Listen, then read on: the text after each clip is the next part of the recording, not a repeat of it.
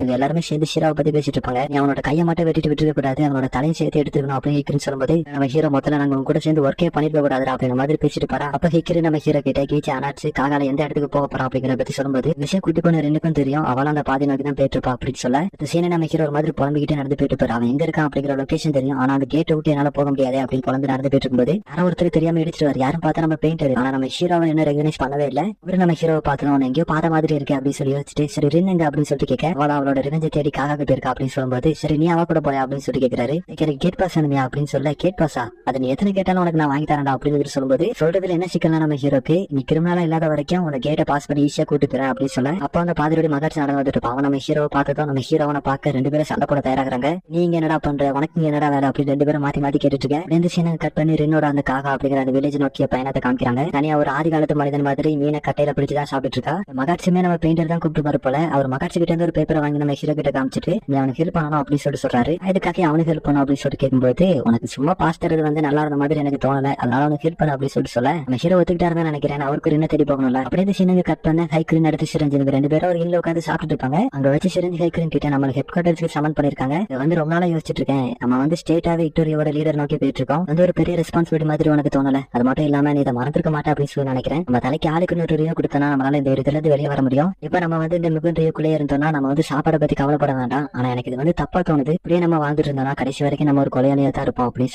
சொல்ல இதெல்லாம் ஹைக்ரீன் அந்த அளவுக்கு காது கொடுத்து கேட்கலனாலும் அவருக்கு ஹைக்ரீன் மேல ஒரு ஆசை இருக்கிற மாதிரி தான் தெரியுது. வேலை நம்ம ரெண்டு பேரும் ஃப்ரீ ஆயிட்டோம்னா ரெண்டு பேரும் சேர்ந்து ஒரு வீட்டுல வாழலாமா அப்படின்னு சொல்லிட்டு கேட்க வர அப்ப ஹைக்ரீன் வந்துச்சு அப்படின்னு சொல்லுவாங்களா. இவரும் பயந்து என்ன மன்னிச்சிருமா தெரியாம சொல்லிட்டேன் அப்படின்னு சொல்லிட்டு மன்னிப்பு கேட்க ஆரம்பிக்க என்னன்னு பார்த்தா அவங்க சாப்பிட்டு இருந்த நூடுல்ஸ்ல ஒரு ஈ விழுந்திருக்கும், அதைத்தான் வச்சு அப்படின்னு சொல்லியிருப்பாங்க. இவரு தப்பா நினைச்சு மன்னிப்பு கேட்டுப்பாரு. சரி எதுக்காக நீ இப்படி பண்ணிட்டு இருக்க அப்படின்னு சொல்லிட்டு அவங்க கேட்கும்போது அவங்க இருக்கக்கூடிய அந்த எண்ணுக்கு யாரோ ஒருத்தர் வர மாதிரி சவுண்ட் கேக்குது. யாரும் சொல்லி பார்த்தா ஷீரா. அவங்க ஃபர்ஸ்ட் பயந்து தயாராயிருப்பாங்க என்ன பண்ண போறானோ அப்படின்னு சொல்லிட்டு. ஆனா சரி எப்படி உயிரோட இருக்க நீ செத்துட்டா நான் நினைச்சா அப்படின்னு சொல்லிட்டு ஹைக்ரீன் கேட்கும்போது இந்த கீச்சிங்க அப்படின்னு சொல்லிட்டு அவன் கேட்கறான். கீச்சி இன்னைக்கு வரலப்பா அப்படின்னு சொல்லிட்டு சொல்ல அப்படியே அங்க ஒரு முக்கில போய் உட்காந்து மட்டும் இல்லாம இதுக்கு முன்னாடி நடந்த ஆபரேஷனை பத்தி பேச ஆரம்பிக்கிறான். இவங்க ஒரு பாதையை பாத்துருப்பாங்கல்ல அனாட்ஸ் அங்க பாத்துட்டு வரானா அப்படின்ட்டு இங்க இருந்து எல்லாரும் நீங்க போடுறீங்க அப்படிதானே அப்படின்னு சொல்லிட்டு கேட்க இல்ல அங்க ஒரே ஒருத்தர் மட்டும் தப்பிச்சு போயிட்டான்னு கேள்விப்பறேன் அப்படின்னு சொல்லிட்டு ஹைக்ரீன் சொல்லும்போது இடத்துல பேசுறது வந்து இவனையும் ரெசிம்பிள் பண்ணி சொல்ற மாதிரி இருக்கும். நீ ஒருத்தரை காயப்படுத்திட்டு அவங்க அப்படியே விட்டுட்டேன்னா திரும்பி உன நோக்கி வரதுக்கான வாய்ப்பு அதிகமா இருக்கு. சோ அந்த மாதிரி இன்னும் பண்ணாத அப்படின்னு சொல்லிட்டு சொல்ல இதெல்லாம் நீ உன்ன பத்தியே சொல்ற மாதிரி இருக்கப்பா அப்படின்னு சொல்லிட்டு ஹைக்ரீன் கேட்கும்போது அவன் அப்படியே சிரிச்சுக்கிட்டே அந்த இடத்துல கிளம்ப ஆரம்பிச்சிருவான். ஏன்னா உயிரோட இருந்தா நம்ம மறுபடியும் மீட் பண்ணலாம் அப்படின்னு சொல்லிட்டு தான் போவான். சரி நீ வந்து கீச்சை பார்க்க வெயிட் பண்ணல அப்படின்னு சொல்லிட்டு ஹைக்ரீன் கேட்க அவன் அப்படியே சைலண்டா அந்த இடத்துல போயிருவான். ஹைக்ரீனுக்கு ஏதோ ஒன்று தப்பா தோணுது, அதை சடனா பேக் பண்ண நம்ம சீக்கிரமா அந்த இடத்துல கிளம்ப போறோம் அப்படின்னு சொல்ல ஹைக்ரீன் மார்வெஸ் எல்லாம் போட்டுட்டு அந்த இடத்துல கிளம்ப போது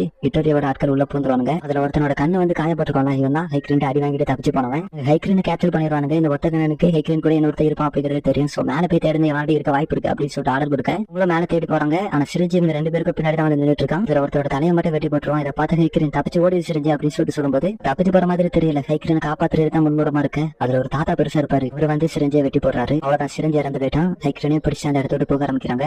ஷீரா கிட்ட யாரோ ஒருத்தர் பணம் கொடுக்குற மாதிரி தெரியுது. ஆனா இப்ப இருக்கக்கூடிய கண்டிஷனுக்கு இது வந்து ஒரு பெரிய ஹெல்ப்பா இருக்கும் அப்படின்னு சொல்லிட்டு வாங்கிட்டு போக அது தெரிஞ்சு வந்தா இட்டு ஆட்கள் கிட்ட மாட்டி கொடுத்துருக்கணுமோ அப்படின்னு சொல்லிட்டு தோணுது. எந்த சீனை கட் பண்ண மகாட்சி இது வரைக்கும் இந்த பெயிண்டர் கூட எதுக்காக இருந்தா அதுக்கு அடுத்து உங்களை பார்த்த பிறகு உங்களுக்கு அந்த பேப்பர்ல உள்ளவனை பத்தி தெரியல, அதை பத்தி பேசிட்டு இருக்கும்போது இவர் அந்த இடத்துல வச்சு நீ கூட பயணத்துக்கு வர தயாரா அப்படின்னு சொல்லி கேட்க அப்படி சீன் அந்த இடத்துல கட் பண்றாங்க.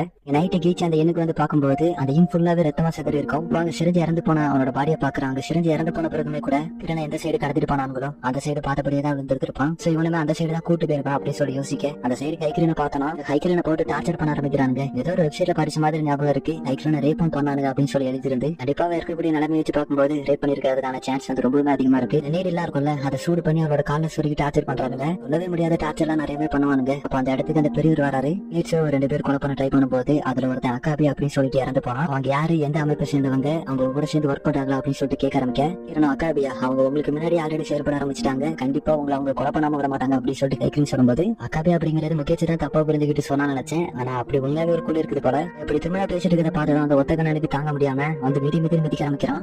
ஹைக்ரீன் சிரிஞ்சு கூட இந்த ஞாபகத்தை நினைச்சு பார்க்க ஆரம்பிக்கிறாங்க. சிரிஞ்சுக்கு வந்து இவங்களோட ஹேரை தொட்டு பாக்குறது ரொம்ப பிடிக்கும். இவங்களோட ஹேரும் அவரோட அம்மா ஹேரும் ஒரே ஹேர் டைப் தான். அவனோட அம்மா வந்து ஃபாரினர் போல, அது மட்டும் இல்லாம இவனை வளர்க்கறதுக்காக ரொம்பவே கஷ்டப்படுறாங்க அப்படின்னு சொல்லிட்டு சொல்ல சரிப்பா அவங்க எங்க அப்படின்னு சொல்லிட்டு கேட்க அவங்க இறந்து ஒரு வருடங்கள் ஆகுது அப்படின்னு சொல்லிட்டு சொல்றான். அவனோட அம்மாக்கு அவங்க உயிரோட இருக்கும்போது அவங்க பணம் நினைச்சதெல்லாம் பத்தி பேசிட்டு இருக்கிறது நினைச்சு பாக்குறாங்க. இதுக்கு முன்னாடி அவன் நம்ம ரெண்டு பேரும் ஒரு வீடு வாங்கி சேர்ந்து வாழலாம் அப்படின்னு சொல்லிட்டு கேட்டுப்பாங்க. அப்ப இவங்க வந்து அதை கேட்காத மாதிரி தான் நமக்கு தெரிஞ்சிருக்கும். இப்ப அவங்க சொன்னதெல்லாம் நினைச்சு இவங்க கொஞ்சம் சிரிக்கும் போது அதை இவங்க ரெண்டு பேரும் பாத்துருவாங்க. சிரிச்சிட்டு இருக்காரா அப்படின்னு சொல்லிட்டு அவங்க ரெண்டு பேரும் அவளை அடிக்க ஆரம்பிக்க அதுக்கடுத்து அவங்க ரெண்டு பேரும் சேர்ந்து ஹைக்ரீனை ரேப் பண்ண மாதிரி தான் தெரியுது. அப்படியே இந்த சீன் கட் பண்ண 2 நாள் ஆயிடுச்சு போல. சிரிஞ்சு வந்து சவுத் ஈஸ்ட் சைடு தான் காமிச்சபடி அவன் இறந்து போயிருந்திருப்பான். சைடு தான் கீச்சை வந்து இன்வெஸ்டிகேஷன் பண்ணிட்டு இருக்கும் போது இந்த சைடு ஒரு நடனம் வந்துட்டு இருக்க கீச்சி அவனை பிடிச்சி இன்வெஸ்டிகேஷன் பண்ண ஆரம்பிக்கிறான். அவங்க கிட்ட இருந்து ஹிக்கிரனோட ஸ்பெல் அடிச்சிருக்கோம். கிட்ட நடந்ததெல்லாம் சொல்லி கேட்கும்போது எனக்கு ஒண்ணுமே தெரியாது அப்படின்ற மாதிரி அவன் சொல்லுவானா. நீ வந்து 100 பொண்ணை கூட சொல்லலாம், ஆனா இந்த ஸ்மெல்லு யாருக்கிட்ட இருந்து வரும் அப்படிங்கிறது எனக்கு தெரியும்டா அப்படின்னு சொல்லிட்டு அவனோட தலை துண்டா வெட்டி எடுக்க சில கீச்சி அவங்க இருக்கக்கூடிய இடத்தையும் கண்டுபிடிச்சு வந்துருவான். அங்க ஒரு 2 பேர் வெளியே இருந்து பிஸ் அடிச்சிட்டு இருப்பாங்களா. இந்த கீச்சை நோட்டீஸ் பண்றதுக்குள்ளே அவங்க 2 பேரோட தலையும் வெட்டி போற இந்த சவுண்ட் வந்து லைட்டா உள்ள கேட்டிருக்கோம். அதை கேட்டதான் பெருசு வந்து என்ன அப்படின்னு சொல்லிட்டு வெளியே வருவாரு. இல்ல அந்த ஒத்தக்கான ஒரு மாதிரி டயர்ல படுத்து தூக்கிட்டு வருவான். இந்த சமயத்தை யூஸ் பண்ணி ஹைக்கிரன் அந்த இடத்த விட்டு தப்பிச்சலாம் அப்படின்னு சொல்லி ட்ரை பண்ணும்போது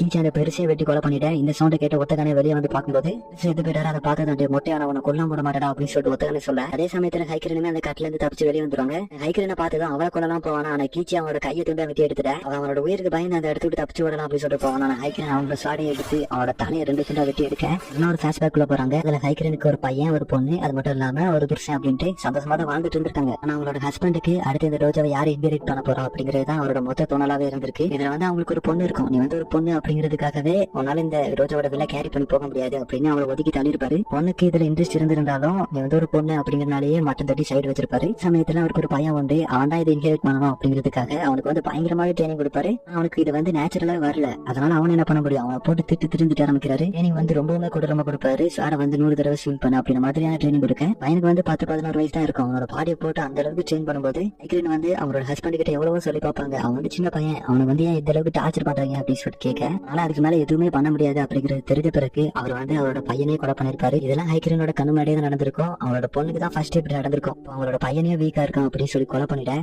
இதெல்லாம் பார்த்து கஷ்டப்பட்டு இருக்கும்போது ஹைக்கிரன் அடுத்த குழந்தைக்கு ரெடியாக அப்படி சொல்லுவாரா. ஹைக்கிரன் அந்த இடத்துல வச்சு அவனையும் கொலை பண்ணிருப்பாங்க. அதுக்கடுத்து வீட்டுல உட்காந்து ப்ளீச் போட்டு அவங்களோட பாடியை ஃபுல்லாவே தேய்ச்சி எடுத்துட்டு இருப்பாங்க. என்னோட குழந்தையோட ரத்தம் என்ன விட்டு போக மாட்டேங்க அப்படின்னு ஒரு பைத்தியம் மாதிரி ஆயிருப்பாங்க. அதுக்கடுத்து இவங்களோட ஃபேமிலியை வெட்டி கொலை பண்ணிட்டாங்க அப்படின்னு சொல்லிட்டு உங்களுக்கு வந்து மரண தண்டனை கொடுத்திருப்பாங்க. அதை நிறைவேற்றுறதுக்காக ஒரு 4 பேர் வந்திருக்க இந்த இடத்துல வச்சுதான் முகியன் ரியூ உங்களை காப்பாத்திருப்பாங்க போல. அப்படியே சின்ன கட் பண்ணா 3 நாள் ஆயிடுச்சு போல. கீச்சு தான் ஹைக்கிரன் 3 நாளா நல்லா பாத்துட்டு இருந்திருப்பான். சரி சிரிஞ்சீங்க அப்படின்னு சொல்லி கேட்கும்போது அவனை பக்கத்துல தான் பதிச்சிருக்கேன் அப்படின்னு சொல்லிட்டு சொல்றான். நம்ம இதுக்கப்புறம் என்ன பண்ண போறோம் அப்படின்னு சொல்லிட்டு கேட்பாங்க. மேல இடத்துக்கு ரிப்போர்ட் பண்ணிட்டேன். அவங்க நமக்கு ஆர்டர் தர வேண்டியது மட்டும் தான் பாக்கி இருக்கு. ஆர்டர் வர வரைக்கும் உன்னோட பாடி ரெக்கவர் ஆகிறதுல மட்டும் நீ ஃபோக்கஸ் பண்ண அப்படின்னு சொல்லிட்டு சொல்ல அப்போ கீச்சி எனக்கு வயிறு பசிக்கிறா அப்படின்னு சொல்லிட்டு கேட்பாங்க. பக்கத்துல தான் ஒரு ஃபுட் ஷாப் இருக்கு, நான் போய் வாங்கிட்டு வரேன் அப்படின்னு சொல்லிட்டு கீச்சி அந்த இடத்த விட்டு கிளம்புற. சாப்பாடு வாங்கிட்டு வந்து பார்த்தா அந்த இடத்துல ஹைக்கிரன் இருக்க மாட்டாங்க. நேரம் போக ஹைக்கிரன் அந்த இடத்துக்கு வந்துருவாங்களா. நான் சிரிஞ்ச புதைச்சட்டத்தை தான் போய் பார்க்க போயிருப்பாங்க போல. இவங்களோட ஹேரை வந்து அவனுக்கு ரொம்ப பிடிக்கும்ல, அதனால அதை கட் பண்ணி அவனோட இடத்துல வச்சுட்டு திரும்ப வந்திருப்பாங்க. அதோட இந்த எபிசோட இந்த இடத்துல என்ன